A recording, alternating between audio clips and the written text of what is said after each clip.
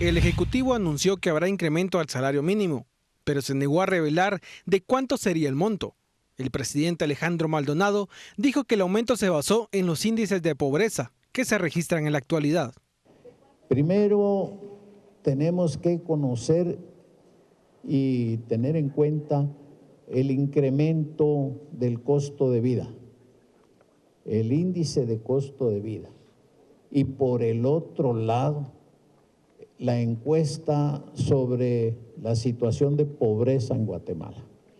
De suerte que tenemos que tomar una disposición muy ecléctica entre afrontar el crecimiento de costo de vida y por el otro lado estimular que haya fuentes de trabajo en Guatemala. Vea, el porcentaje sugerido que nos llegó es el 5%. Y nosotros hemos hecho unos ajustes precisamente para cumplir con los dos preceptos. Que sea superior al aumento de costo de vida, pero que sea estimulante para crear nuevos empleos. Tiene unos porcentajes que no son todos iguales unos de otros. Así que así saldrá en el diario oficial y allá podrán hacer las evaluaciones. Extraoficialmente se conoció que el incremento sería del 4% para el sector agrícola y no agrícola, lo cual representaría 81.77 y el 3% para el sector de maquila, que sería de 74,89 centavos. Ya escuchaba usted, se ha conocido de manera extraoficial cuál sería el aumento que ha ya aprobado el presidente de la República y que hoy daba a conocer del 4% para el sector agrícola y no agrícola y del 3% para el sector maquila. Le damos las buenas noches y la bienvenida al licenciado Adrián Zapata para que nos comente cuáles son sus percepciones sobre este tema. ¿Qué tal, Ana? Buenas noches, Edgar. Bueno, interesante la noche de hoy porque abordamos dos temas muy importantes e íntimamente ligados, ¿no? Desde la perspectiva de lo del salario hasta el tema de la realidad nacional con los acuerdos de paz, con el aniversario de la firma de los acuerdos de paz. En el marco del primero de los temas creo que es importante partir de algo, y es el hecho, primero, de la insuficiencia evidente en el tema del salario mínimo, y segundo, lo irreal que es también el fijar un salario mínimo. Mientras el Estado no tenga la capacidad de verificar el cumplimiento y las herramientas suficientes para exigir su cumplimiento, el salario mínimo valdrá lo que vale el papel oficial donde está plasmada la firma del presidente en el respectivo acuerdo gubernativo. La discusión creo que es más allá de establecer un incremento, el monto del incremento. Creo que va más enfocada en la necesidad real de determinar los parámetros que rigen en sí a la concepción del salario mínimo. Universalmente es reconocido que el salario mínimo en un marco de derecho laboral reconocido, les reitero, por todo el concierto de las naciones, en el marco de OIT establece características muy peculiares, y es la vitalidad, la progresividad y el tema de lo evolutivo del salario. Claro. Por consiguiente, en concepto, el salario mínimo tendría que sufrir una evolución vegetativa. Y en parámetros ideales sí debería ir atado a esquemas tanto de productividad y de lo que genera en sí un país. Y hay tesis que sostienen también que el tema inflacionario sería importante incluirlo en la ecuación. Sin embargo, hay algunos detractores en ese sentido. Pero creo que vale la pena empezar a colocar el tema en torno a este incremento irreal, además, reitero, del salario mínimo, por su difícil abordaje, sobre todo en la realidad nacional, con las posturas que hay desde algunos sectores que lo rechazan per se conceptualmente, ¿no? Y que veremos hoy la postura de Edgar Ortiz. Pero antes conoceremos qué es lo que dice nuestra audiencia con respecto a ese mismo tema. Dice: no soy fan, es una burla, es tiempo de comenzar a hablar de salario justo y dejar de hablar de salario mínimo. El doctor Sergio Hernández dice: aumento consensuado insuficiente, aumento técnico y justo y real. Nada cambia, muchos con pocos y pocos con mucho. También Julio González dice: únicamente es al nominal y el salario real cada vez más bajo respecto al IPC. IPC. Mari Paz también comparte con nosotros otro comentario. Él dice, yo pienso que está bien, pero hay que aumentar la productividad de la misma manera. Rigoletto dice esto enoja al pueblo. ¿Cómo quisiera que todos fuéramos al Congreso cuando están haciendo las propuestas? Alejandro García dice también, creo que se debe evaluar la situación de las diferentes sociedades y clases para determinar si todos necesitan el aumento. Rigoletto también opina, va, que lo aumenten, dice, pero que a todos los del gobierno le reduzcan el 95% de sus salarios sin excepciones. De esto, sin duda alguna, Adrián tendrá algo que decir. Alberto Mogollón dice, gracias por la transmisión de la audiencia. Edgar Ortiz, ¿qué tienes que decir con este tema? ¿Qué tal, Ana Lucía? Adrián, buenas noches. Bueno, un tema que a mí me gusta tocar, el tema del salario mínimo, pero siempre ahora me voy a quitar un poco el saco del abogado y me voy a poner el saco del economista, porque el salario mínimo es como cualquier otra medida o cualquier otra política pública, hay que evaluarla respecto de la capacidad de cumplir los fines que se propone. Si una política pública no cumple el objetivo que se propone, es una mala política pública. Y mi tesis esta noche, bueno, ya la conocerán ustedes o algunos de ustedes en otras ocasiones, es que el salario mínimo es una medida netamente ineficiente porque no logra el objetivo que se propone. ¿El objetivo de tu salario mínimo cuál es?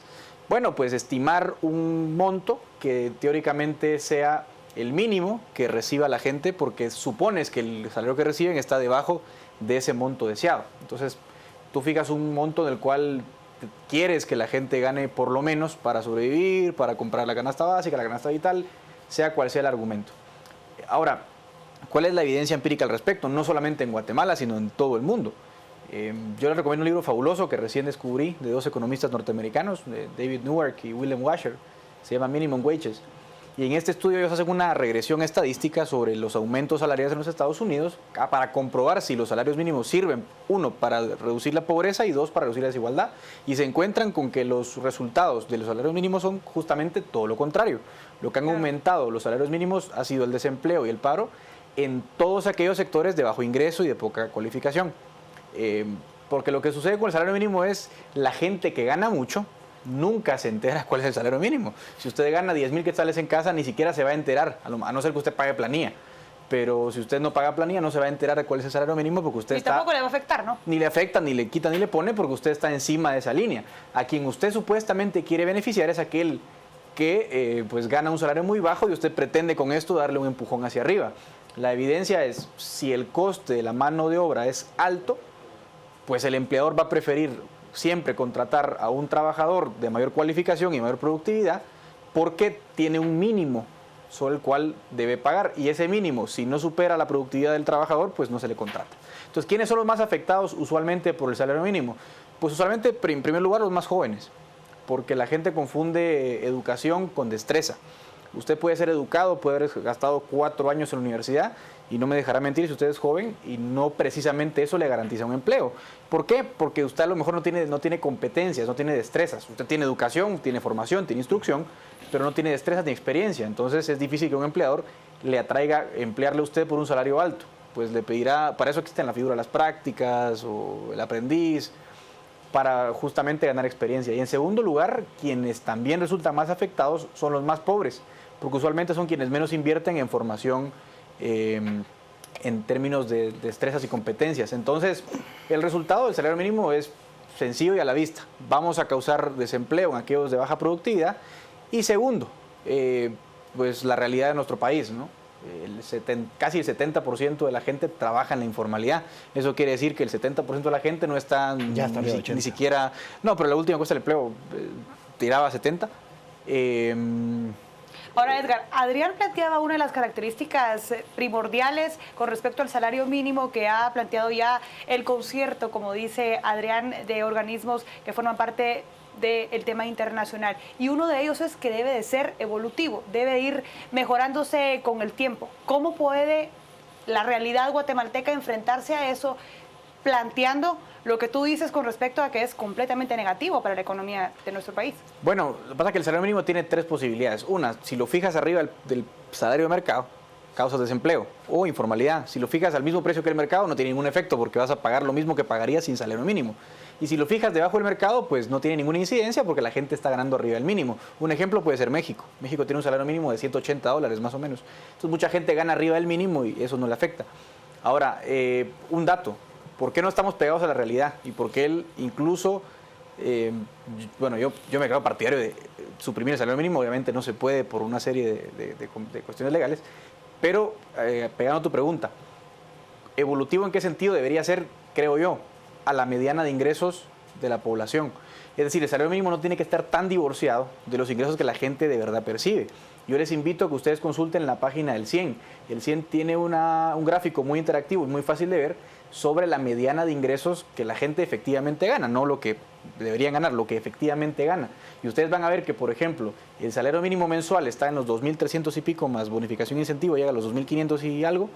Y ustedes ven que en zonas como Alta Verapaz, por ejemplo, donde soy yo, el salario mediano es 900 quetzales. Claro. En el Quiché son 800. Entonces, si ustedes ven esa brecha, pues el salario afecta mucho, ¿no? Vamos a ver las redes y después pasar con Adrián para que nos dé algunos de sus comentarios. Román Leiva dice, en Guatemala los salarios mínimos son los máximos. Adicionalmente, promueve despidos. Muy en la línea de lo que dice en esta noche Edgar. Antonio Gómez dice, calidad de vida en Guatemala, eso no existe. La canasta básica es alta y los pobres cada vez somos muchos más. Jorge dice, el salario mínimo es un freno al progreso de una sociedad. Alejandro Mendia dice, guatemaltecos, tenemos que asumir nuestro destino. Hablar de aumentos es complejo para nuestra realidad. Y Armando Álvarez López dice, aumentos salarios son buenos para ayudar poco a la pobreza. Lo malo es que empresarios saben a sus productores y les regresan. No sabemos bien qué es lo que se refiere en esta ocasión Armando. Adrián, ¿qué comentarios podemos decir en la línea de lo que dice Edgar o difieres completamente? Yo creo que, en efecto, vivimos en un país donde muchas veces las leyes son optativas. Y en temas laborales es una de esos ejercicios que yo les refiero, porque evidentemente si el Estado, en este caso el Ministerio de Trabajo, que es el ente encargado de velar el cumplimiento de la legislación laboral, no lo aborda. O sea, recordemos que para hace unos 20 días más o menos los mismos inspectores de trabajo no podían salir a verificar. No, ojalá fuera solo eso. No podían salir a verificar el cumplimiento del aguinaldo porque de hecho ellos no les habían pagado prestaciones y tuvieron que ir con sus colegas en la ventanilla a denunciar al Ministerio de Trabajo porque no le estaban pagando el aguinaldo. Entonces, de verdad, esto es realismo mágico. El problema es justamente que, retomando algunos datos que daba Edgar, reitero, sí es cierto, la dinámica y la teoría económica es algo importante y es un insumo importante para el diseño de políticas públicas. Es evidente que un mundo sin normas es un caos. Y justamente por eso es que a raíz de la evolución de las sociedades en el mundo se determinan derechos laborales que lo que fijan es justamente este marco y este límite para la evolución del ser humano en sociedad que detenga este egoísmo e individualismo que caracteriza, que en la naturaleza es algo intrínseco del ser humano. Se fijan esos parámetros y en ese marco se debería desarrollar una sociedad. Si no se cumple el salario mínimo, que en este país no se cumple, porque vemos que esta gente que refiere de que gana de 10,000 quetzales para arriba, que no es que esté en su casa y no se entera ni siquiera de cuánto es el monto del salario mínimo, veamos qué porcentaje de la población es. Veamos los datos que nos arroja en la cara el ENCOBI. Es decir, un salario de 10,000 quetzales de esta gente implica, es casi que, ¿cuánto estaba el ingreso por año de consumo? Yo sé que es consumo, no es pero haciendo el símil para consumo es algo monumental, es algo que está más allá del horizonte del grueso de la población de este país. Claro. Entonces, el diseño realmente de desregular el salario mínimo, que de por sí no se cumple, que es una crítica que yo hacía incluso al tema de los salarios mínimos diferenciados, o sea, si no se cumple esto, ¿qué garantía hay de que se va a cumplir incluso si se hace diferenciado? Cuando además, en el marco normativo que yo les refería, existe la obligatoriedad de cumplir estas garantías como garantías mínimas. Entonces, vamos al hecho de que la postura es entonces, si es irreal, simplemente no lo cumplimos. Entonces estamos viviendo en el marco de una ilegalidad flagrante en este país. Y como yo les decía, generar incrementos, porque ahí sí coincido, el hecho del salario mínimo pues es una pérdida de tiempo, mientras en este país no hay las herramientas suficientes para controlar y castigar a quien no lo cumple. Claro, primero yo quiero dejar bien claro algo, la postura en el imaginario de mucha gente o el diseño de ser antiempresa es un absurdo.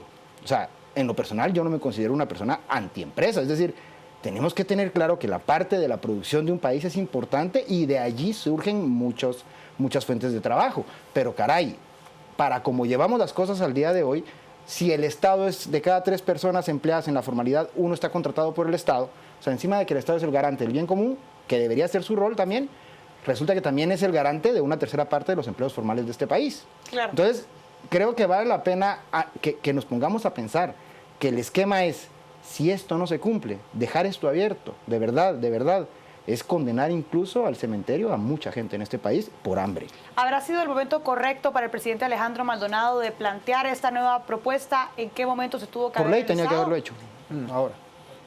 Es algo que está en la ley. Revisemos ahora qué otros comentarios hay en esta noche utilizando nuestra etiqueta aumento salarios. Mario Figueroa dice, en este país siempre vamos a querer reducir costos en el renglón del recurso humano, como ejemplo el servicio doméstico. También Natán 1287 dice, increíble cómo sobrevivimos trabajando de sol a sol por un sueldito y los políticos se hacen millonarios con nuestro trabajo. Juanjo dice, el problema del salario mínimo es económico, se resuelve en buena medida creando condiciones para atraer capital. Isaac Villatoro dice, ¿vendrán a mejorar la calidad de vida de los guatemaltecos? Hace la pregunta. Totalmente de acuerdo con Edgar Ortiz, dice Ana María Sánchez, no son beneficiosos y crean más desempleo. Mario Figueroa dice, el aumento salario es para proteger el abuso de los empresarios. Es lo que diferencia la economía actual de los latifundios. Brian García también dice, ¿alguna propuesta que se puedan dar para ya no tener sueldos de pena? Propone y se lo dejamos ahí en la mesa a los analistas. Armando Álvarez López dice, algo que sí es cierto es que los empresarios extranjeros pagan mejor y respetan las leyes laborales, los locales lo explotan. ¿Ustedes qué tendrían que decir con respecto a ese tema? ¿De verdad se aplica más en empresas internacionales, guatemaltecas? ¿Cómo nos vemos ante estos aumentos? No, yo creo que es bastante claro, hay que hacer un zoom. O sea, y aquí pero antes para responder tu pregunta, te quería hacer una aclaración con lo que mencionaba Adrián. Yo creo que es muy importante. Cuando Adrián dice que vivimos un poco en un país de leyes optativas, también hay que tomar en cuenta hay que hacer una distinción clara. Una cosa es la ilegalidad e inmoralidad manifiesta, por ejemplo, meterle un tiro a alguien, robar, matar, violar, lo que sea. Y otro caso es también el incumplimiento optativo debido a los costos de la legalidad. Es decir, si la gente no elige estar formalizado, por ejemplo, pensemos en una persona muy pobre que no paga impuestos, su elección no es claramente con motivo o ánimo de violar la legislación, su motivación es simplemente económica. Es decir, yo no puedo cumplir la ley que me pone el Estado porque contra me muero de hambre, ¿no? Si soy muy pobre, gano 1,000 quetzales al mes, voy a registrar mi NIT, mi empresa, me muero de hambre. Entonces, en el caso del salario mínimo pasa lo mismo. Y aquí vamos a poner el ejemplo siguiente. Cuando decimos que la gente está en la informalidad, no se crean ustedes que del total de la fuerza laboral, el 100% de las personas están empleadas por alguien más. Entonces, no solo, digamos, verificar el salario mínimo es imposible, sino en segundo lugar, tomemos en cuenta que cerca de un 42% de la gente está autoempleada. O sea, vende chicles en la esquina, vende tacos, o sea, nadie le paga un salario, él mismo genera su ingreso. Generalmente generan menos del salario mínimo, por supuesto. Entonces, ¿qué opción hay? Ninguna, ¿no? Me explico. Entonces, ahí tenemos un gran problema que entender. No se trata solamente, digamos, de la exigibilidad del salario, sino que al final el salario es un reflejo de la productividad. Entonces, eso explica por qué las multinacionales, por lo general, tienden a pagar el mínimo o incluso más, porque son empresas que por su margen de productividad, pues es rentable remunerar al trabajador con las prestaciones de ley. De hecho, si ustedes ven por ahí los anuncios de reclutamiento de las empresas grandes, usualmente la oferta tiende a mencionar prestaciones de ley, ¿no? Como si fuese algo del otro mundo. Y en realidad lo es, porque es muy costoso cumplir con esas cargas. Solo para que vean ustedes un ejemplo. El salario mínimo, el del 99, del 2015, se ha incrementado en un promedio 10% anual, más o menos en promedio, ¿no? Hay años en los que ha aumentado 10%, años en los que el 5, el 7, el 12. El caso paradigmático fue el gobierno de Portillo, que lo incrementó a tasas del 12% anual casi. Y el caso del gobierno de Berché fue el 2%, 1% por año. Entonces, en promedio ha crecido 10%. Pero la inflación... relativo. No, pero a ver, el promedio está entre el 4 y el 5% anual. Del 99 al 2015, promedio 10%. Salvo lo de Portillo, pero claro. 10... No 10 promedio, 9 y pico promedio. Y la inflación es el 6%. Sin embargo, no es solamente comparar cuánto crece el salario mínimo, sino cuánto crece el costo de la carga laboral. Porque una cosa es lo que el trabajador recibe, que ese es el salario que para él crece. O sea, para él crece 9-8%, ¿no? Pero para el empresario, ¿cuánto crece? Pues crece del 15, 18, 20%. Porque si tú sumas IX, sumas el pasivo laboral, se te va la carga laboral a un nivel mucho más alto. Entonces, la realidad es que lo que estamos haciendo es incrementar el coste bruto por trabajador Y eso, lógicamente, se deja ver en los indicadores de informalidad. Pese a que la economía crece, la gente se pregunta ¿por qué no suben los salarios? Suben los salarios reales, no solamente el mínimo.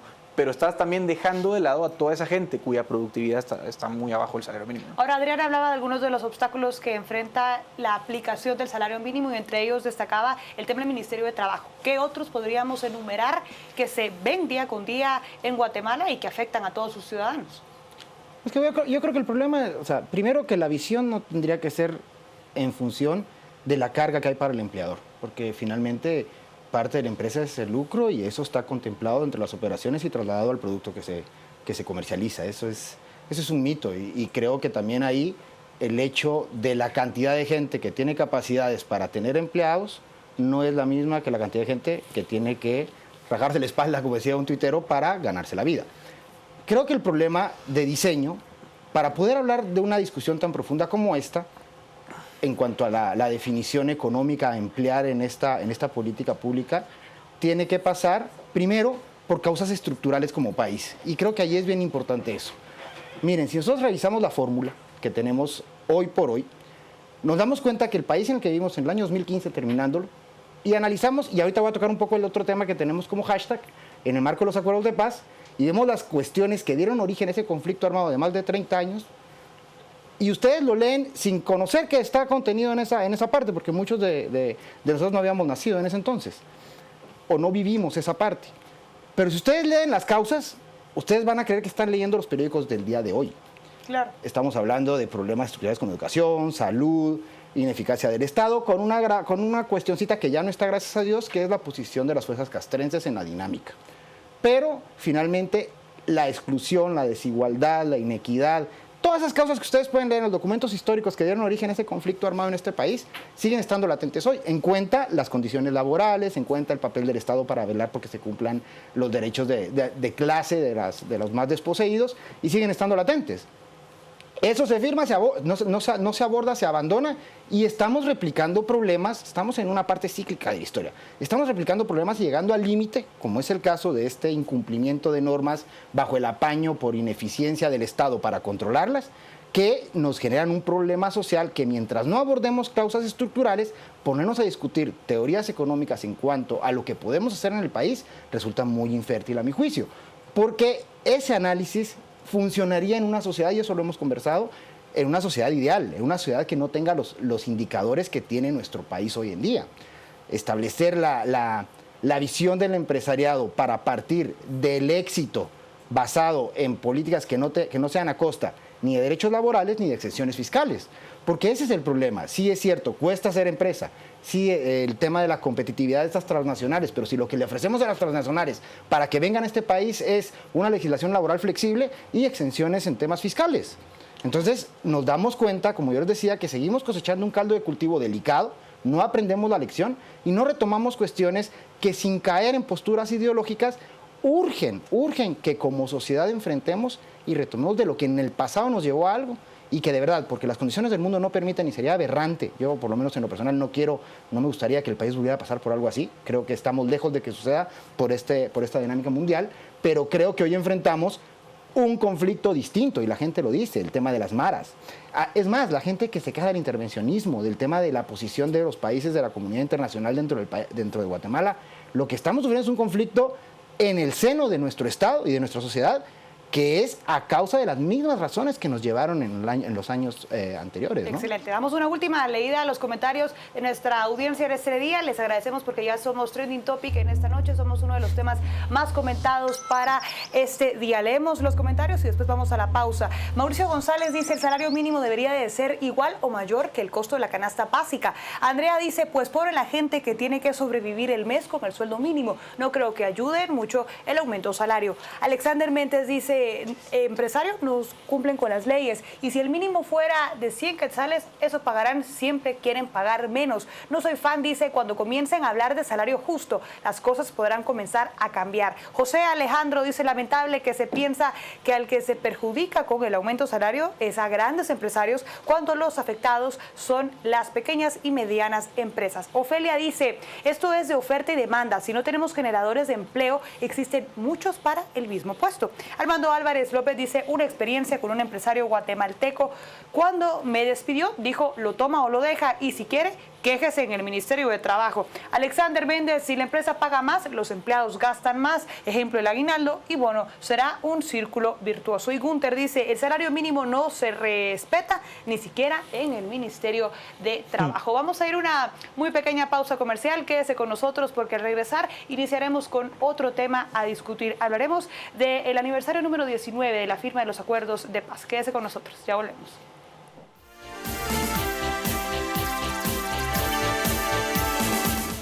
Hablando de más noticias. En este día se cumplieron 19 años desde la firma del Acuerdo de la Paz que puso final al conflicto armado interno en Guatemala. Hace 19 años, el gobierno de Guatemala y la guerrilla firmaban la paz firme y duradera. El 29 de diciembre de 1996 se daba fin a una guerra fratricida que duró 36 años.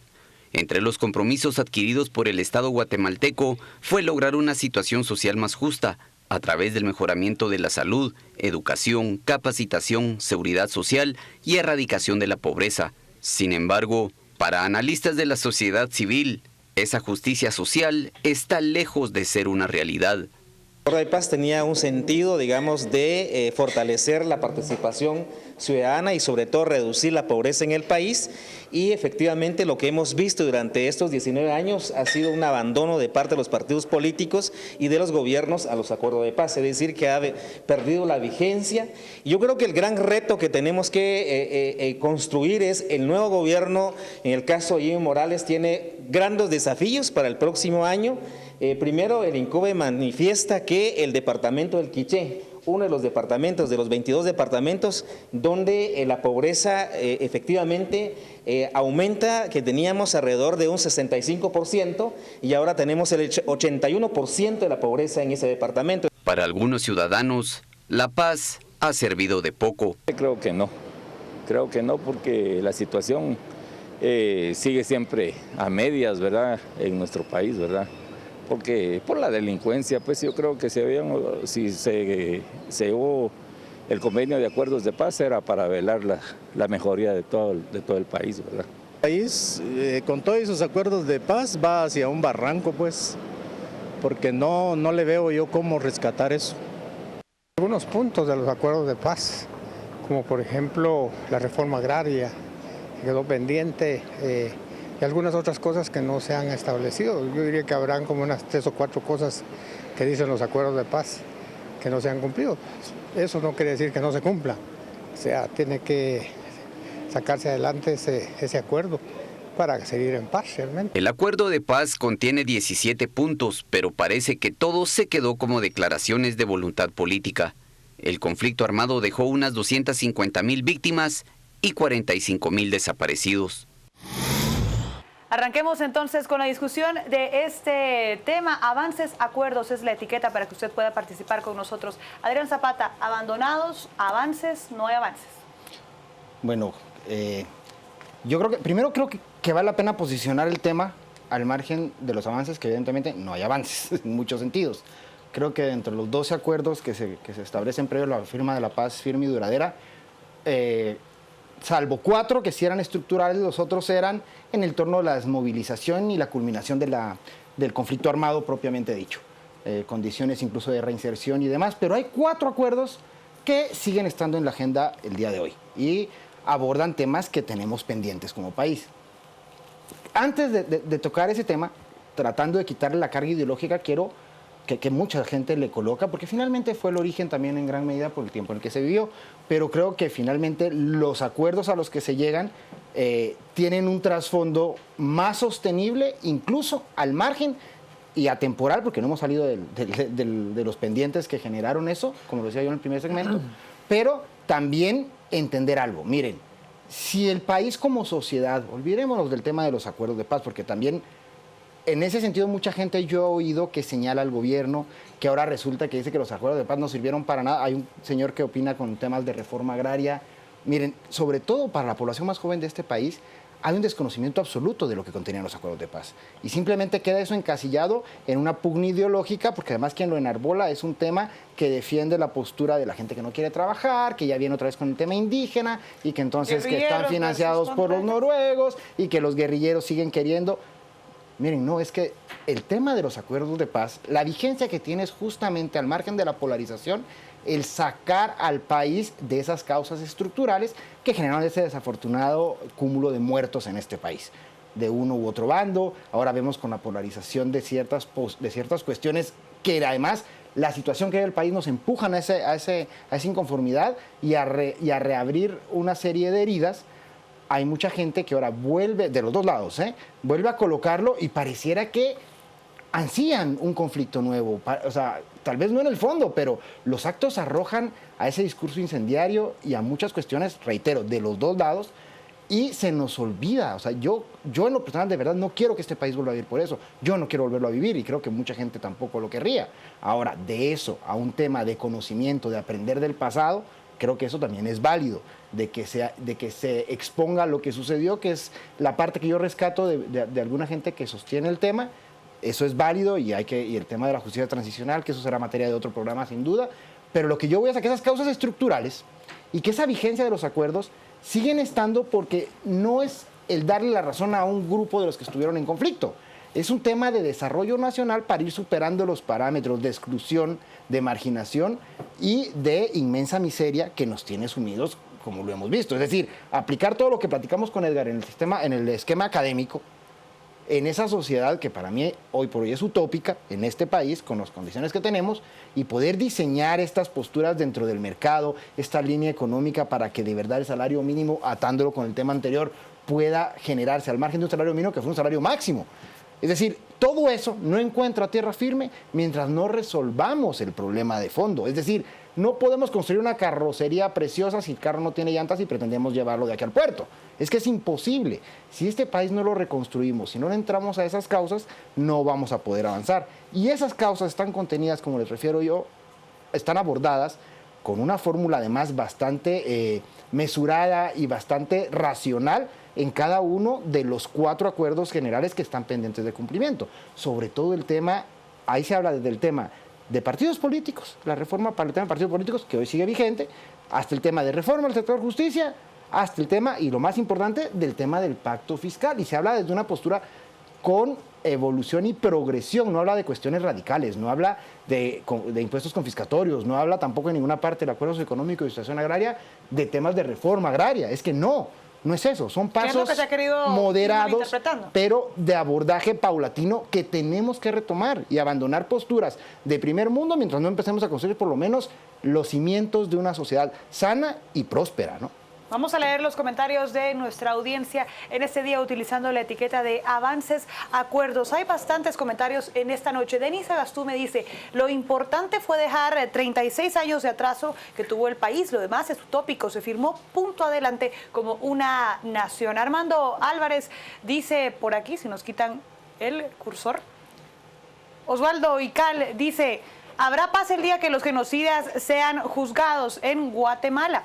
También dice, la más santa para mí es conveniencia para cierto sector el seguir victimizándose por lo que van a decir que el avance es mínimo. Osvaldo Ical dice, habrá paz el día que los genocidas sean juzgados. En Guatemala hubo genocidio, dice, cárcel para los militares. Ana María Sánchez dice, utilizando nuestra etiqueta Avances Acuerdos, los originales tenían sentido, pero fueron manipulados por los políticos corruptos que han gobernado el país. También dice Armando Álvarez, eso fue una farsa montada por presiones extranjeras. ¿Hay paz? Se pregunta. Hoy mueren más personas que en el conflicto. Estamos completamente igual. Henry Cruz dice, no considero que haya avances acuerdos, sin embargo debemos hacer conciencia que es responsabilidad de todos poner de nuestra parte para ello. Jorge Solo, activista, también comparte con nosotros, dice, no hay avances acuerdos de paz porque no fueron hechos para la población, sino para grupos en conflicto, en cuenta el poder económico. También la más santa dice, para mí es conveniencia para cierto sector el seguir victimizándose porque lo van a decir que el avance es mínimo. José Alejandro se pregunta, ¿cuál paz? ¿La que le permite cuestionar sin miedo a ser secuestrado por Panel Blanca o Escuadrón Guerrillero? Un punto bastante válido. Maripaz dice, Para mí no han habido muchos avances, salud, seguridad, peor está, avances, acuerdo. Y Ofelia dice, los protagonistas cambiaron, pero la guerra continúa. Edgar Ortiz, adelante, ¿qué podemos decir de este tema?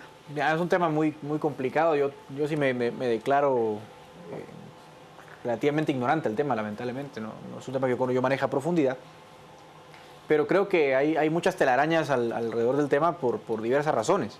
Yo creo que la primera de ellas es que en realidad en Guatemala no hubo guerra civil como tal, ¿no? Porque desde el punto de vista oficial se define una guerra civil cuando hay enfrentamiento entre dos sectores de la población. En Guatemala lo que hubo relativamente fueron alzamientos rebeldes, digamos, de algunos grupos guerrilleros marxistas, por una, pues no lo digo en términos despectivos, sino en términos, o sea, descriptivos, ¿no? Y en el sentido de que fueron escasos los grupos, ¿no? Nunca consiguieron el apoyo popular, fue una guerra muy prolongada, de mucha corrupción de parte del ejército también, hay que decirlo en este espacio, o sea, al ejército también le convenía de alguna forma prolongar el conflicto por un tema de gasto público, y yo creo que el daño más grande que le han hecho al país, o que le hizo al país el llamado, o mal llamado conflicto armado, fue un empoderamiento excesivo de parte de las cúpulas militares del momento, ¿no? Que creo yo arrogaron demasiadas funciones y demasiado poder para sí, abusaron del poder y bueno, y una corrupción y un contubernio incluso con algunos grupos armados rebeldes para mantener el negocio de la guerra, ¿no?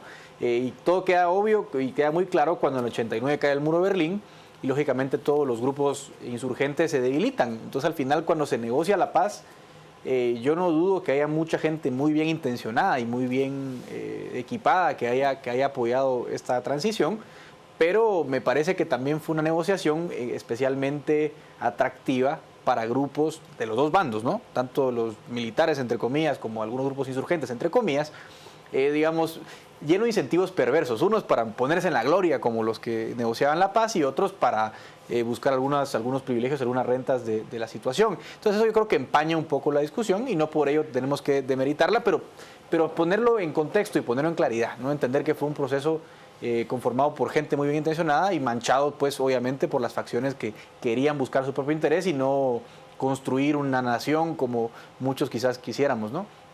En ese sentido yo creo que pues sí, hay una serie de acuerdos, los dos acuerdos famosos que los que se hablan en ese momento, que como mencioné Adrián, algunos de ellos son relativos a la desmovilización y fin del conflicto armado, que en realidad ya no existía. En el año 96 había muy poca actividad realmente, no tenían plata, eran 300, 500 personas las que estaban en conflicto. O sea, no era ya un tema bélico lo principal. Yo creo que lo que falta hoy quizás, y lo que más lesione más allá de los acuerdos, quizás sea esa transición, digamos, de las élites que dominaron de alguna forma al Estado hacia un Estado más moderno, porque de alguna forma un Estado militarizado es indeseable, ¿no? Que fue lo que tuvimos en Guatemala hasta el año, bueno, nominalmente hasta el año 85, 86, porque supuestamente la Constitución nueva es democrática y moderna, pero en la práctica el Estado todavía se manejaba como un Estado militar prácticamente. Eso yo creo que es penoso y yo creo que lo que echamos más en falta estos acuerdos es cómo dirigir el eje hacia un Estado moderno y profesional en todos sus ámbitos, ¿no? Una burocracia operante, una democracia limpia, un poder judicial independiente, un legislativo que más o menos haga su trabajo, un sistema electoral abierto e inclusivo. Yo creo que son los temas de los que deberíamos estar discutiendo hoy. Quizás hay algunos temas de los acuerdos de paz que queden desfasados en muchos de los temas de la actualidad. El tema agrario hay que abordarlo, yo creo, con la mejor de las intenciones. Yo siempre he dicho que no habría mejor acto de justicia social, si es que tal cosa existe, como titularizar y darle su propiedad a la gente que ocupa las tierras, porque es realmente lamentable que la gente no disponga de su propiedad privada. Han ocupado tierras por años y la gente se sigue matando a tiros o a machetazos por líos de tierras, ¿no? Eso a mí me parece lamentable y eso es un tema que yo estoy de acuerdo en abordar el día de hoy, ¿no? Porque el tema agrario queda abierto, ¿no? Que hay un tema agrario no tiene que hacer un enfoque necesariamente de reforma agraria como se ha querido mencionar. Eso está completamente desfasado y es completamente el pasado, pero no quiere decir que en el agro no haya problemas muy importantes por falta de capital y por falta de propiedad privada. Vamos a leer comentarios y vamos a la última ronda de conclusiones. Vamos a ver muchos de los comentarios que han estado ingresando en esta noche con nosotros utilizando la etiqueta Avances Acuerdos. Quetzalumán, quien siempre participa con nosotros, dice: exmilitares y exguerrilleros siguen impunes, subdesarrollo continúa.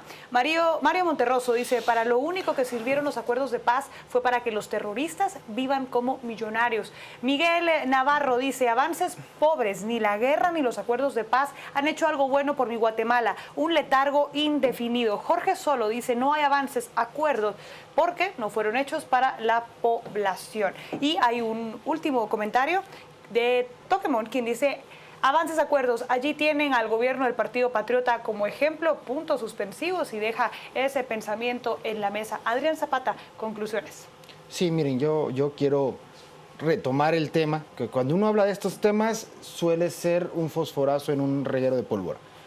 Y la idea de verdad, a 19 años de la firma de los acuerdos de paz, creo que el mensaje y la evaluación que tenemos que hacer, sobre todo la gente de las nuevas generaciones, no acarrear posturas agrias ni tener espaldas anchas, como alguien dijo en alguna ocasión, para cargar cuestiones del pasado, pero también recordando que es obligatorio entender que esas causas estructurales siguen estando presentes. Reitero, de verdad, partamos de la construcción y no del señalamiento. Partamos de una postura que nos permite, incluso desde el disenso, empezar a construir una mejor sociedad. Si el hecho de que estaba aniquilada la Fuerza Armada, o si el hecho de la Panel Blanca o un comando guerrillero, eso dejémoslo a un tema de justicia propiamente dicha, en cabeza de quien tenga que hacerlo, pero lo más importante es abordar las causas estructurales para que no volvamos a recorrer la senda del pasado. Tal vez no por medio de una guerra, pero les garantizo que si vamos como estamos ahora en todos los temas de salud, en temas de educación, de nutrición, es muy probable que incluso la cantidad de muertos, si seguimos en esta línea que nos dio esa guerra, la estemos pagando en un marco de legalidad basados en inequidad e injusticia. Es decir, urge que empecemos a construir, que retomemos de la agenda lo que está pendiente y dejemos que cada uno de los sectores, en el marco de lo que se tenga que hablar en tema de justicia, lo haga. Y más importante aún, abandonemos posturas radicales ideológicas y posturas mezquinas en aras del desarrollo de este país como un todo, ¿no? Edgar Ortiz, conclusiones. Destaco lo último que dijo Adrián. Yo creo que si algo es muy importante también es que recordemos que la Guerra Fría se acabó. O sea, la caída del muro de Berlín yo creo que marca un punto de inflexión interesante, y lo digo de verdad también de buena fe para mis amigos liberales también, que tal vez muchas veces se piensa en esos términos maniqueicos de comunismo, capitalismo. Yo creo que eso desapareció. Hay retos más importantes y más difíciles que afrontar incluso para la sociedad libre que la mera discusión del comunismo o el capitalismo, que yo creo que está bastante agotado. Tampoco creo en la tesis de Fukuyama de que es el fin de la historia y el mercado y la democracia liberal son inevitables, pero sí creo que evidentemente los temas a discutir yo creo que en este siglo son otros. Eso requiere mesura, madurez e ir cambiando un poco el patrón de discusión que hemos tenido hasta ahora. Yo creo que es muy sano, y esto yo lo destaco con mucha importancia, ¿no? El hecho de que compartamos en este espacio, no lo digo por hoy, en todos los días y todos los momentos, gente de pensamientos distintos, es excesivamente sano y muy positivo para una sociedad abierta. Y eso yo creo que es una victoria que hemos ganado todos para bien en este país, ¿no? El hecho de poder compartir opiniones en disenso y por construir un país civilizado, y eso yo creo que es lo que tenemos que estar viendo en este momento y enfocarnos, pues ya mencionamos antes, en los temas clave, ¿no? De esta manera, entonces, como leemos una última ronda de comentarios de la audiencia utilizando la etiqueta de esta noche, que también forma parte de uno de los temas más comentados en este día. Armando Álvarez dice, la guerra como tal también fue un circo. Los últimos 2 clasificados sacados a luz dicen que fuimos títeres. ¿Comunismo?, se pregunta. Francisco Chinchilla dice, no se puede erradicar la pobreza cuando no existen los medios de ser productivos y oportunidades de trabajo. Mario Monterroso dice, los países supuestos amigos que financiaron programas de desarrollo solo sirvió para enriquecer jefes guerrilleros. Henry Cruz dice, ojo, algunos sindicatos son parte para que no haya avances, acuerdos.